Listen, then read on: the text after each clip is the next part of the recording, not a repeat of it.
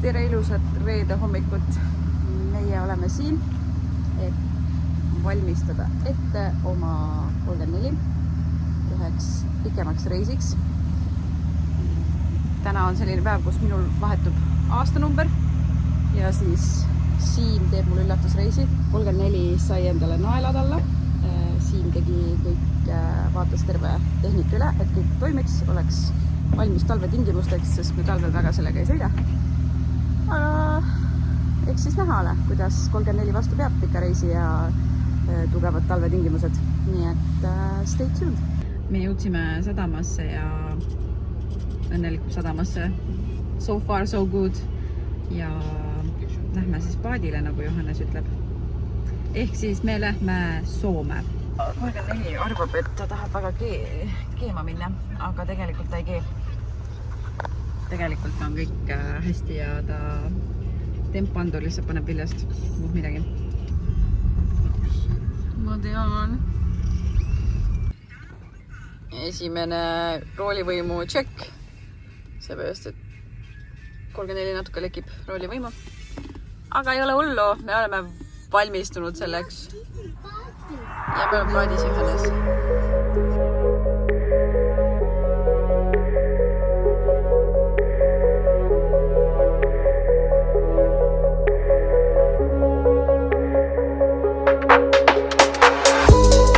Oleme Helsingist välja jõudnud ja nüüd sõidame natukene maad edasi.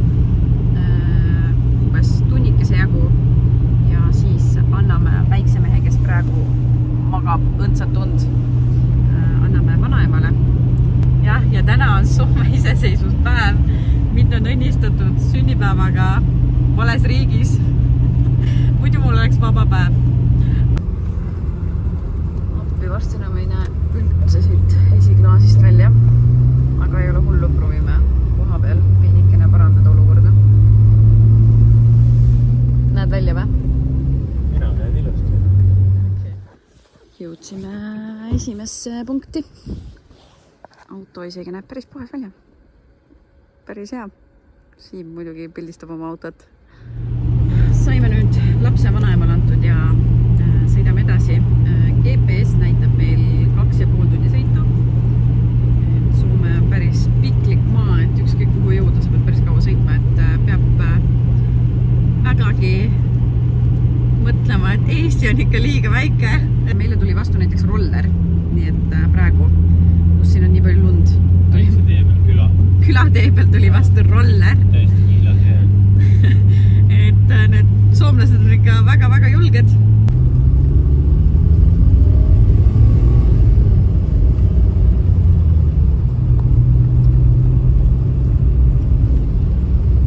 Ma pean tunnistama, T34 istmed on ühed kõige pehmemad istmed. Selles pehmemad on ainult olnud rekordistmed. Vana Opel rekord. 80 oma ja ma ei tea Opelitest. Nii et tervitused Teelele. Teele, sul on maailma kõige pehmema istmega Opel rekord. Nii et, ja siis järgmised on need 34 istmed, mis on väga pehmed, mugavad, hoiavad selga õiges asendis ja siis on minu X5 istmed, mis on järgmised minu jaoks.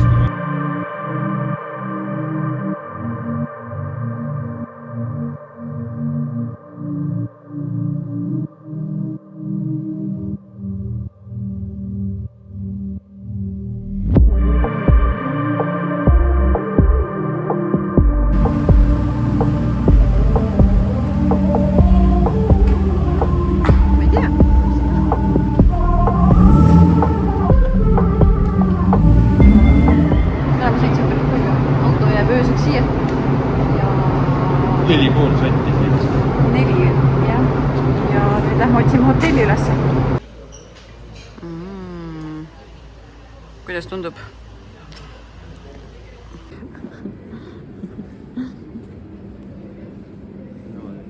No näita, kuidas on üks õige eestlane. Kas on soe ka või? Jaa. Me siin Jyväskyläs ringi ja esimene mulje on selline nagu Soome linn ikka. Suurem Soome linn. Leidsime mingi see, nagu Siim ütles, mis asi see veel on. aga me kõnnime veel ringi ja siis lähme magama ja siis homne päev juba tundub põnev. Tere, ilusat hommikut, päev 2 meie reisil. Ärkasime üles 7 paiku, käisime söömas ja nüüd otsime autot ja terve linn magab. Pärast sellist suurt pidupäeva ma kujutan ette, et terve Soome tahabki magada. Kell on peale 8 juba ja mitte kedagi ei ole, lihtsalt terve linn magab.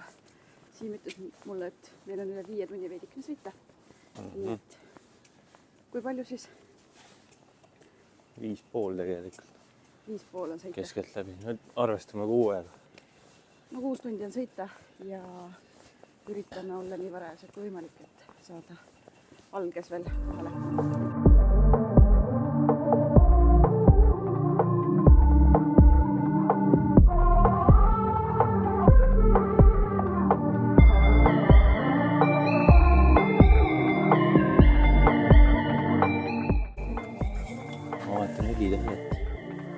Sama on mis enne. Kuskil oli mingi väike leke, aga see pole piisavalt suur, et see nii palju langes.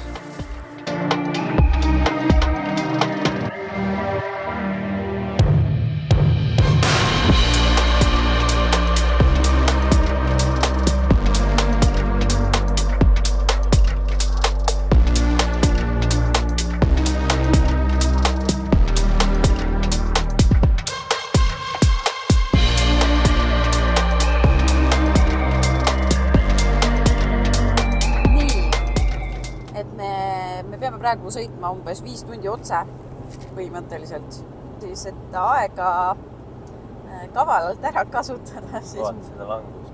See on ja päris äge. Siis ma veidikene testin Siimu teadmiseid BMW-de kohta. Ma lasin eile õhtul ChatGPTil koostada spetsiifilisi küsimusi BMW kohta. Ja need osad tulid sellised, et no ma ei tea, aga laseme ennast üllatada ja vaatame, mida ChatGPT arvab, mida Siim peaks teadma. Oled sa esimeseks küsimuseks valmis? Jaa. Nii. Miks on mõnel BMW spidomeetril punane täpp või tamper dot ja mida see näitab? Näitab, et läbisõit on kerid. Või ei ole originaal spidomeeter. Elektrooniliselt läks see spidoblokk. No tegelikult on mehaaniliselt need rattad olid enne juba, aga ta luges ikka elektrooniliselt, siis ei olnud täppi, aga kui tuli see nii-öelda LCD või? Peaks mainima, et see 34 on punane täpp, sellepärast, et me oleme Siin on bensuka spidoblokk. Millises BMW mudelis kasutati esimesena elektroonilist 34 spidoblokki? Oli 28, ma ei tea. Mõtle, kullake, 34 on 5 seeria, see on nagu mingi peasant mudel ju. 7 siis. Muidugi. 32 siis? Ei. 23? 23, jah. Nii ammu. 77. aastal. Et see on nagu luksus, vaata. Nii ammu. Miks on BMW 6-silindrilise ridakuus mootoritel sageli märgitud, et neil on siidine käik? Mootor on täiesti tasakaalus. 6-silindriga on kõige parem tasakaalus. Su lemmik küsimus. Mis on BMW vaanossüsteem ja kuidas see erineb teiste tootjate muutva klapiajastuse lahendustest? See muudab nukkvõli ajastust ma ei tea, varasemaks ja see käib õlisurve pealt. Ja näiteks siin see ei toimi, sest need tihendid, tähendab solenoid toimib, aga õlisurve tihenditest edasi jõuas tihendid lekivad, sest ta ei tekita seda õiget survet ja nukk ei lähegi nagu tagasi, ehk siis madalatel pööretel pole siin väga jõuda.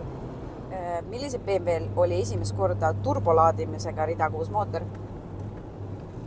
See oli see M88.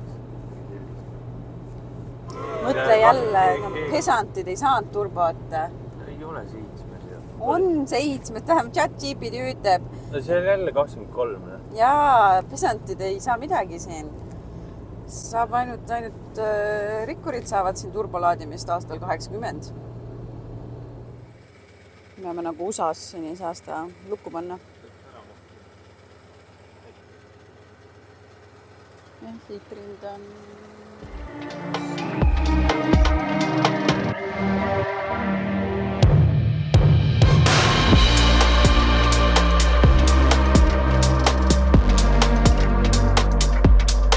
Me oleme kuskil Põhja-Soomes. Lund on ikka väga vähe võrreldes Kesk-Soomega, aga me jõuame merele aina lähemale ka, nii et nüüd on meil veel mitu tundi sõita. Selgi ei ole kange, nagu ma ütlesin, 34 istmed on ideaalsed, nagu ideaalsed, aga meil kohe varsti kaub ära päevavalgus, sest me aina rohkem polaarjoonele ju läheneme ja päevavalgust on vähe, näitab 3 või 2 lausa läheb pimedaks ja kell on juba lõuna, nii et saame veel mõned head kaadrid õues teha ja siis on juba pimedus jälle. Aga peaksime jõudma peale lõunal kuskil sihtpunkti, mida ma ikka veel ei tea. Ja auto on mega tubli. Nii et tehke järgi või makske kinni.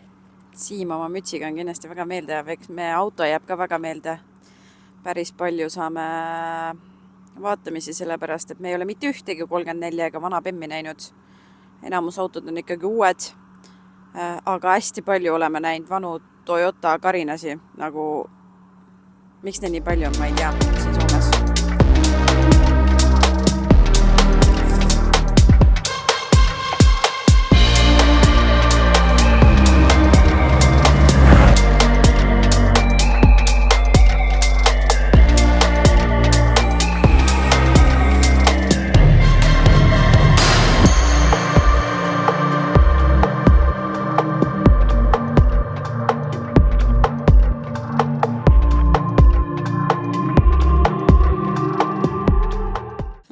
Jõudsime Torniosse, on Tornio, jah? On Tornio. Leidsime hotelli ülesse, saime auto ära pargitud, vaatasime, et kaamerat all oleks, ma olen veits skeptiline kuskil maja taga parkimises, aga saime auto ära pargitud ja nüüd lähme vaatame, mis teha saab. Kell on 3 ja täiesti kottpime on juba põhimõtteliselt, et tore, et me linnas oleme. On veidikene valgust ja siis lähme hotelli ja lähme sööma. Me viimati sõime hommikul, nii et me nüüd lähme otsime süüa midagi ja lähme vaatame, mis siin linnas toredat teha saab.